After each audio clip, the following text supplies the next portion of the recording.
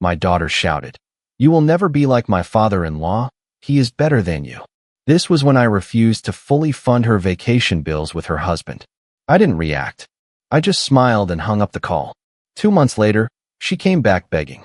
What happened next was rather unbelievable. I will tell you everything. First, let me quickly thank you for your continuous support. This means a lot to us. If you enjoy the stories we share, kindly subscribe to this channel. It will be great if you can leave a comment on which city you are watching from. We might just give you a shout out in our next story. Today's special shout out goes to Janet Sanders from London. We are glad you enjoy our stories. Now let's go deeper into the story. I used to think that love, real love, was shown in what you gave up, not just what you gave. I gave up sleep, my youth, my plans, my savings. I gave up parts of myself that I never got back. Also, my daughter could have a life that didn't start with struggle like mine did. I didn't grow up with much. My own father worked 2 jobs and still couldn't keep food in the fridge most days. I swore that cycle would stop with me. When my daughter was born, her mother left us before she was even out of diapers. I don't like to speak ill of her, but let's just say the weight of motherhood didn't suit her. So she left it on my shoulders and disappeared.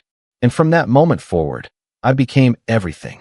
I was the alarm clock, the chef, the chauffeur, the homework helper, the protector, and most of all, the provider. She was my whole world. I remember saving up for her first bicycle like it was a car.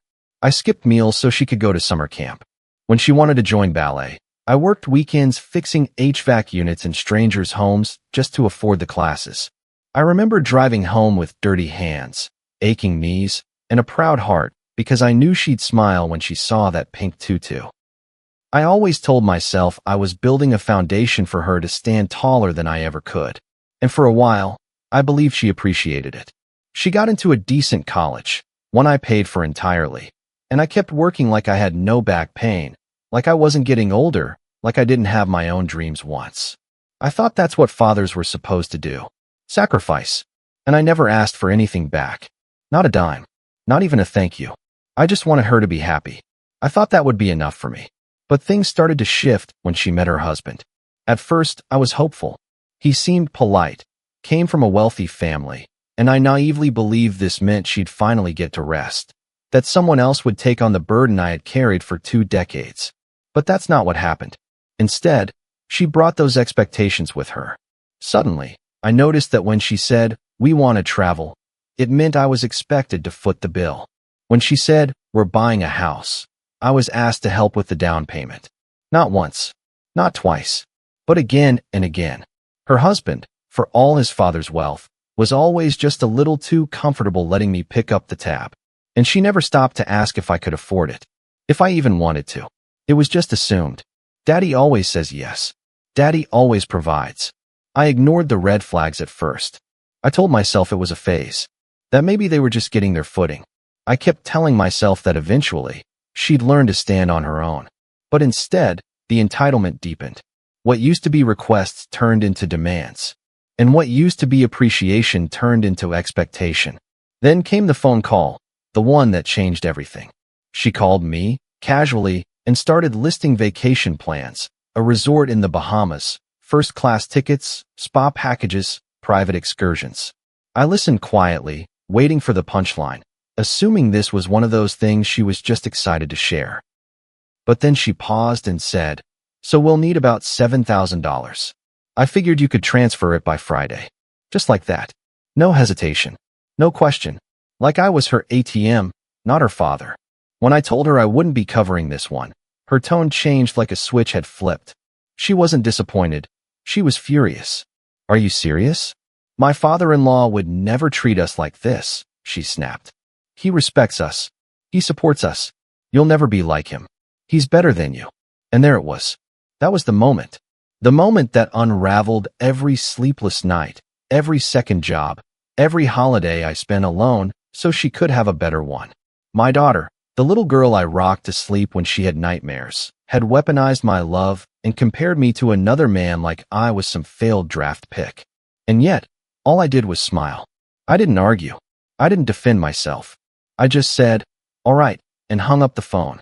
The silence on the other end lingered for half a second before I disconnected. And in that moment, I felt something settle in me. Something cold. Something final. I spent the rest of that evening in my backyard, staring up at a sky that didn't seem to care about any of it. I thought about all the ways I had shown up for her over the years. Not just financially, but emotionally. I thought about how I'd never missed a recital, a parent-teacher conference, or a single birthday.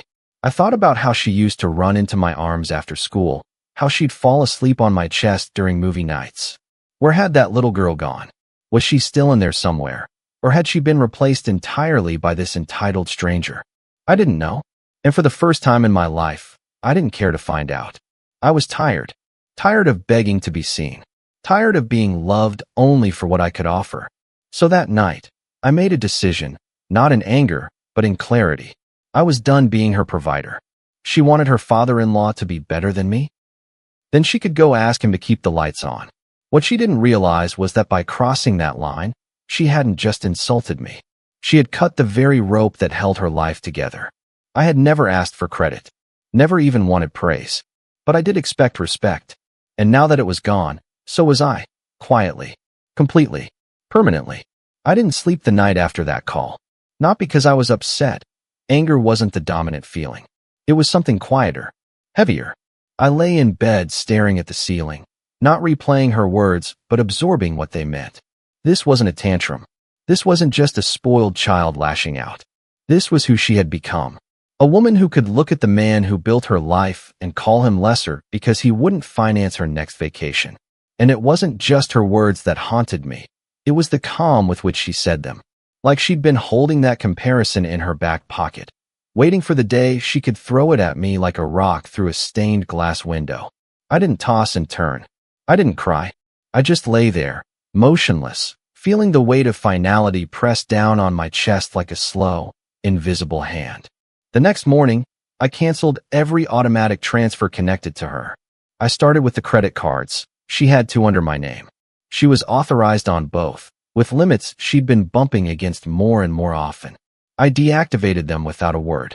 Then I logged into the mortgage portal, the one I'd been paying for the past 3 years because she and her husband were still getting established. I ended the payment schedule.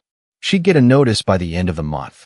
I even called the accountant I shared with a few other clients to tell him to remove her from any disbursement accounts related to my retirement fund.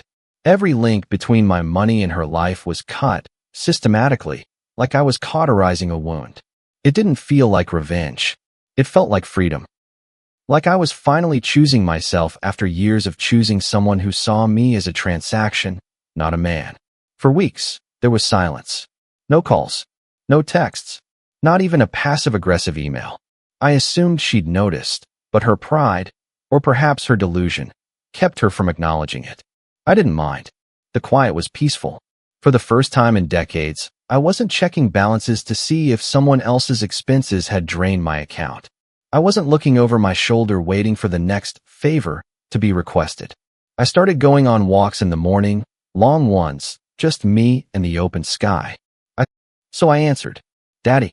Her voice was trembling, shaky, like she'd been crying. I didn't answer. Please don't hang up. I know I messed up. I know what I said was awful. I was angry. I didn't mean it. Didn't mean it? I interrupted, voice flat. You didn't mean to say your father-in-law is better than me? There was silence. I was just mad. You said no, and I panicked. I felt cornered, and I lashed out. But Daddy, please. I'm going to lose the house. The mortgage company says we're 2 months behind, and they're starting pre-foreclosure. I didn't know. I thought you were still paying it. Please, I'm begging you. I could hear it in her voice, the desperation. The realization that the safety net she'd treated like a trampoline was no longer there. But I didn't feel vindicated. I didn't feel satisfaction. I just felt empty, like I had nothing left to give her. Because I didn't. I took a deep breath. You told me I'd never be like your father-in-law, that he was better. So go ask him for help. She let out this broken sob, half scream, half gasp. Daddy, please. I was wrong. I know I hurt you. I'll do better. I'll fix it. Just, please don't give up on me. But I had. And I told her so. I'm not angry anymore, I said, voice low. I'm just done. You didn't just hurt me with what you said, you revealed how you see me. I'm not your father. I'm your wallet. And when the wallet closes, suddenly I'm madder again. That's not love. That's manipulation. And I'm done being manipulated. She cried. She begged. She said things I'd once longed to hear. Words like, I need you. And I was wrong. And I miss you. But they didn't land. They didn't mean anything now, because she had crossed the line and burned the bridge on her way over it. And so I said it. The sentence I'd never thought I'd say to my only child. I no longer care about you. And I hung up. The silence that followed wasn't empty. It was loud. Deafening, even. After that final call, I blocked her number. Not out of spite, but for survival. I knew myself well enough to understand that if I left any doors even slightly open, I'd be tempted to peek through them. To check if she was still crying. To wonder if she'd meant even half of what she said. And that was the danger. Not her words, but my weakness. So I shut it all off. I didn't want to know if she was sorry. I didn't want to hear her apologies laced with desperation. I didn't want to be roped back into a cycle of emotional blackmail, disguised as reconciliation. For the first time in years, I gave myself permission to prioritize peace over proximity. And that decision, while devastating in its finality, was the only thing that allowed me to breathe again.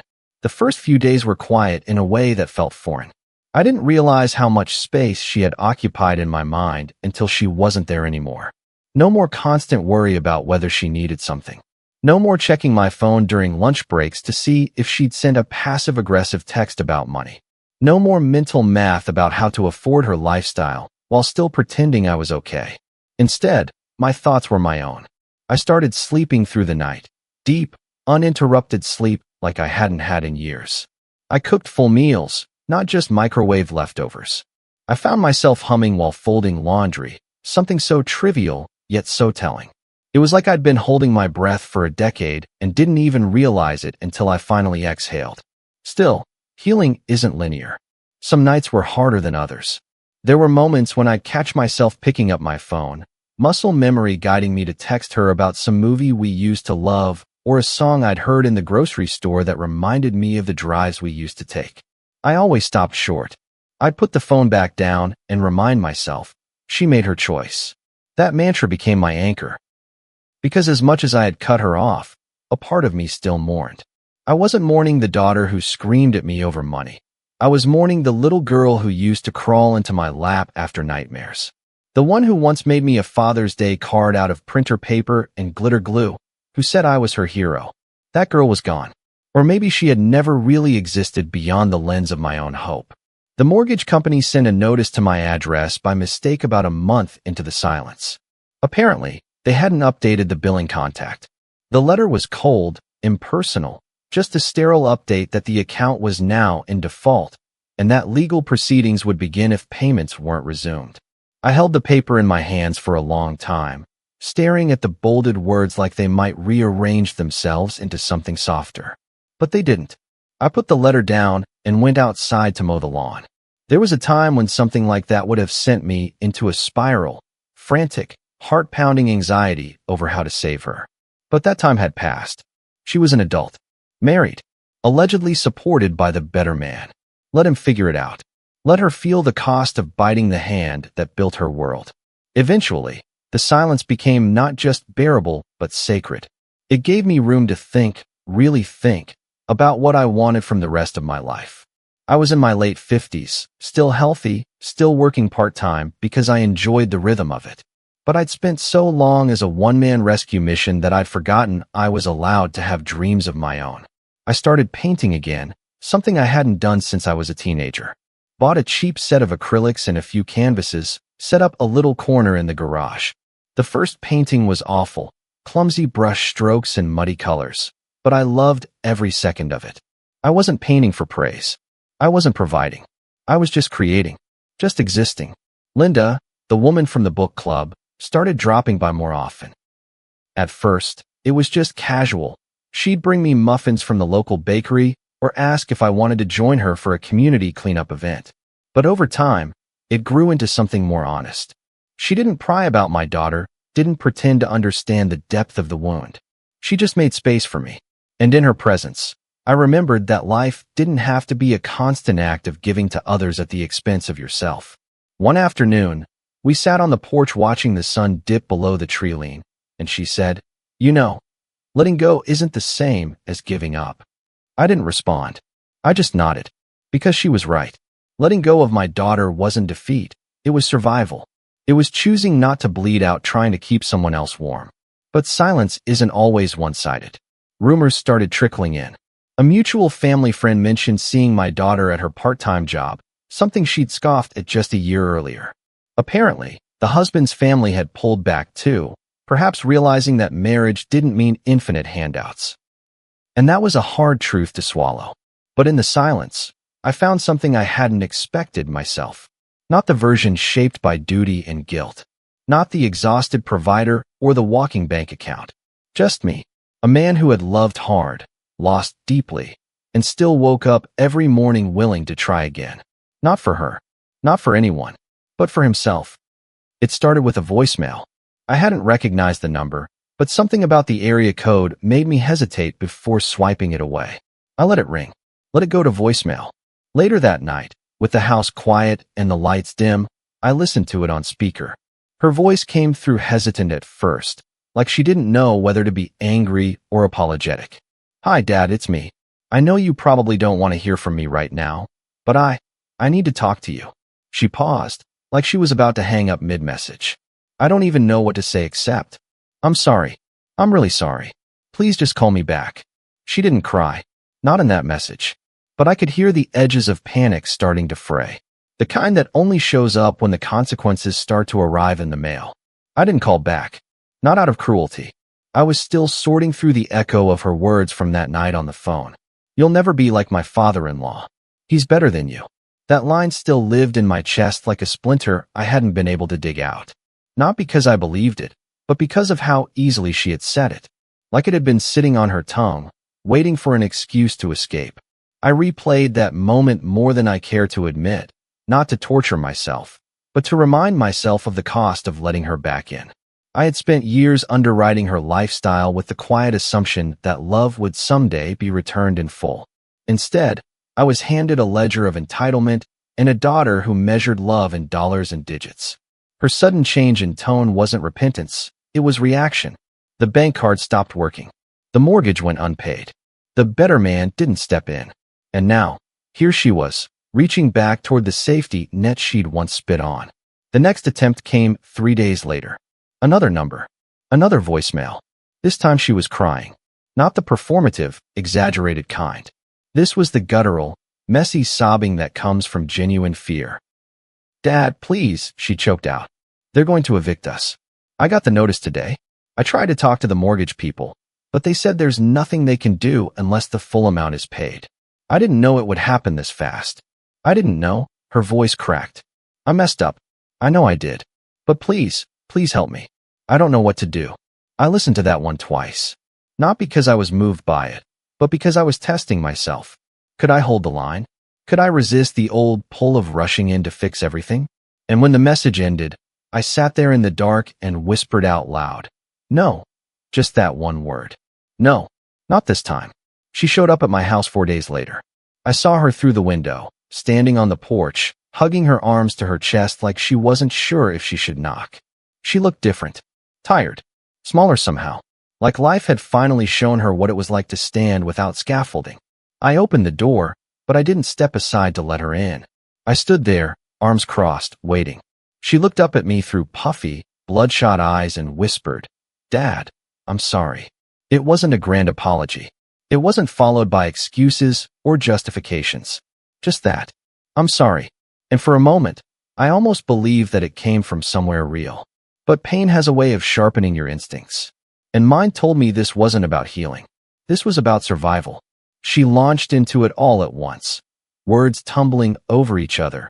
Desperation painted across her face. I didn't know how bad things were. "We missed 2 payments, and now the mortgage company says we need nearly $10,000 to stop the process. David's dad won't help. He said we need to learn to manage our own responsibilities." I don't know what to do. I've applied to jobs, but we're so behind on everything. Credit cards are maxed. Rentals are all full. We have nowhere to go. I know I hurt you. I know I said awful things. But please, I'm your daughter. I need you. I listened to every word. I let her get it all out. Every teary plea, every broken sentence. And then I said what I'd been waiting to say for months. Tell your father-in-law, I said quietly. He's better than me, remember? Her face collapsed. I don't even know how else to describe it. Like someone pulled the strings from her bones and she folded in on herself. Dad, please don't say that. I was angry. I didn't mean it. I was scared and selfish, and I said something I can't take back. But I need you. I need my dad. That's when I told her the truth. Not the sugar-coated, palatable version. The raw, unfiltered truth I had been carrying around like a tumor. No, you don't need me. You need money. And you've only ever come to me when something needed fixing. You say I'm your dad, but you've treated me like a resource, not a person. I begged for years, for respect, for kindness, for a relationship that wasn't transactional. And every time I gave, you took. Without thanks. Without thought. And the second I said no, you told me I was less than another man. You meant it, even if you regret saying it. She tried to interrupt, but I raised my hand. You lost me that day, I continued. And not because of the money. I don't care about that. I care about being treated like a human being. Like a father. And you failed. Miserably. So no, I won't help you. Not now. Not ever. Go figure it out. Like I did. Like grown-ups do. She stood there shaking, mouth open like she wanted to argue, to scream, to say something that might change my mind. But there was nothing left to say. After a long silence, she turned and walked back to her car. She didn't slam the door. She didn't scream. She just left. And I closed the door behind her. The thing no one tells you about setting boundaries, real, immovable ones, is how quickly people try to break them, not because they miss you, but because your boundaries inconvenience their comfort. Within a week of that last confrontation, the fallout started rolling in like a slow, steady storm. It began with a few awkward phone calls from extended relatives I hadn't spoken to in months. Cousins. An aunt who had never even sent a birthday card. Suddenly, everyone had something to say. She's your daughter. She's going through a rough time. Family's supposed to help each other. I listened, patient but unmoved, letting each call end with the same flat response. Where were all of you when she told me I wasn't good enough for her? When she chose money over the man who raised her? Their silence always followed that question. Long guilty, telling. But the worst came from my sister, Patrice. She and I had always had a rocky relationship. She fancied herself the family mediator, always ready to smooth things over even when no one asked her to. She called one afternoon, voice already elevated before I could say hello. I just spoke to her, she snapped. She's living out of a friend's guest room. You're really okay watching your own daughter suffer like this? I closed my eyes and took a breath, already feeling my chest tighten. She watched me suffer for years, Patrice. I replied evenly. She watched me break my back to give her a life she spit on. Don't come to me now because the bill finally came due. But she didn't want to hear it. She accused me of being cold. Said I was letting pride get in the way of love. I didn't bother to argue. People who've never been used don't understand what it's like to finally stop being a doormat and be called selfish for it. That night, I opened my laptop and logged into Facebook, something I rarely did. But there it was, clear as day. A vague, carefully worded post from my daughter. It's amazing how some people can call themselves family, but disappear the second you need them. Lessons learned. The comments section was a mess. Sympathy, support, some mutual friends asking what happened. A few people even had the audacity to message me directly, parroting her narrative. You should be there for her. This is the time she needs her dad the most. I stared at the screen, not angry, but stunned by how easily people rewrite history to avoid discomfort. No one had been there to watch her scream at me over money. No one had heard the way she tore me down when I dared to say no. But here they were, digital pitchforks in hand, ready to defend a version of her that didn't exist. I didn't respond publicly. I didn't post some long monologue defending myself or try to reclaim my image in the court of public opinion. I didn't need to. Anyone who knew me, really knew me, already understood. The rest? Let them think what they want. I wasn't going to set myself on fire to keep her reputation warm. I'd spent too many years being the silent backbone of her life. If she wanted to play the victim now, she could do so without my participation. Let the lies breathe. They always suffocate under their own weight eventually. Besides, real accountability doesn't come from being embarrassed. it comes from being alone. And that's where she was now. Alone. Not abandoned. Not betrayed. Just facing the reality of her own choices without a shield to hide behind. It was Linda, surprisingly, who gave me the most grounded perspective. We were sitting on her back porch one evening, nursing glasses of wine and watching the neighborhood kids ride bikes down the street. I told her about the Facebook post, about the calls, the guilt that still crept in at odd hours even though I knew I'd done the right thing. She listened quietly, didn't interrupt, just sipped her wine and nodded. When I finished, she leaned forward and said, "You didn't abandon her. You finally treated her like an adult. And adults deal with consequences. That's not cruelty, that's reality." I nodded, grateful, but still uneasy. I just didn't think it would feel this public, I admitted. Like I'm the villain in her story now. She gave a small, sad smile. You were always going to be the villain once you stopped being her savior. That's how it goes. Word got around that her husband had left. I didn't celebrate. I didn't even feel vindicated. Just numb. Apparently, when the money dried up and the stress ramped up, he bailed, moved back in with his parents, and filed for separation. Another perfect man exposed as a paper doll. The same man who was once better than me couldn't last 2 months in the mess she'd created. There was poetry in that. A bitter kind, sure, but poetry nonetheless. I heard she picked up 2 jobs, retail during the day and waiting tables at night. Her nails, once perfectly manicured, were chipped and unpolished. She no longer posted from rooftop brunches or exotic getaways. Her online life had gone quiet. It's amazing how fast the filters fade when real life sets in. I didn't gloat. I didn't pity her either. I just observed, quietly, from the distance she'd carved herself. Watching her finally learn the lessons I tried to shield her from for years. Watching her become someone I might have respected, if it hadn't come at such a cost. I never wanted her to suffer. I wanted her to understand. But some people only come to understanding through the fire. And I had learned the hard way that jumping into the flames with them doesn't save them. It just burns you both. I had given her every tool to build a life of substance. She chose glitter. And now that the shine was gone, she was left with a foundation of sand. And still, I held the line. I didn't answer her texts when they came again. Not nasty this time, just empty. "Hope you're doing okay. Just wanted to check on you." Little digital pebbles tossed against a window I had long since boarded shut. I didn't hate her, but I no longer trusted her. And without trust, there was nothing to rebuild. Only distance. Only silence. Only the slow, steady process of healing myself from the kind of wound that doesn't bleed, but leaves a scar just the same. Sometimes, healing doesn't feel like a grand event. It's not a sunrise. It's not a single moment where everything shifts and suddenly you're whole again.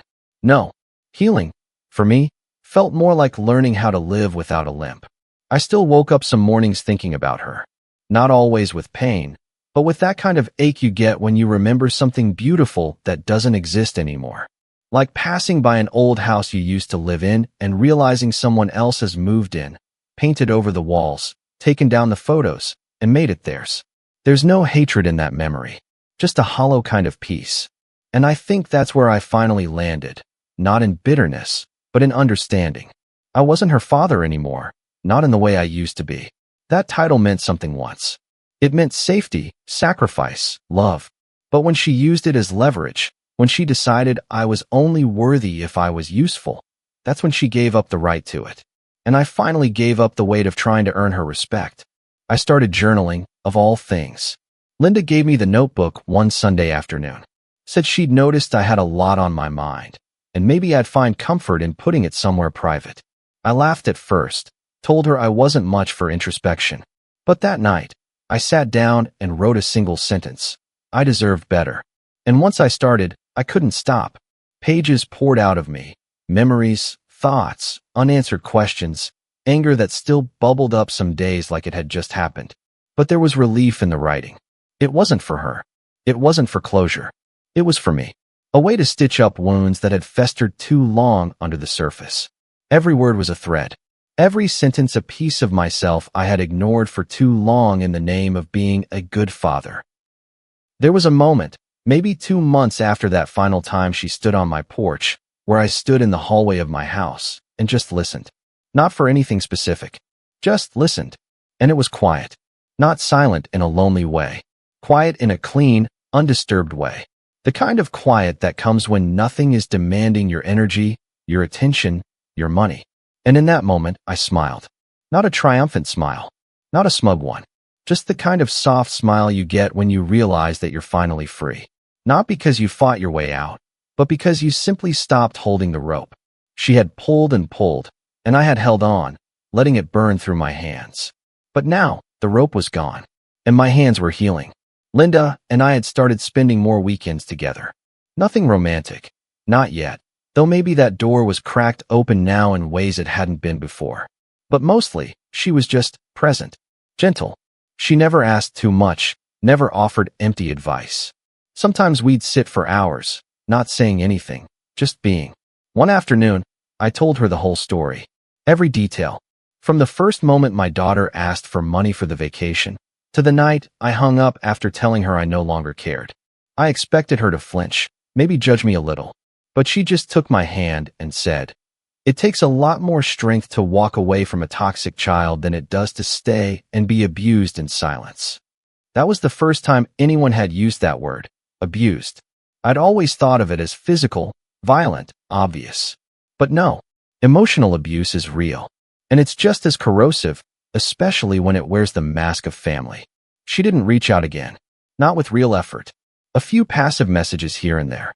A birthday text with no emotion behind it. The kind of message you send to keep the door slightly ajar in case you need to run back through it one day. But I never answered. Not once. I wasn't angry. I just didn't see the point. I'd already made my peace.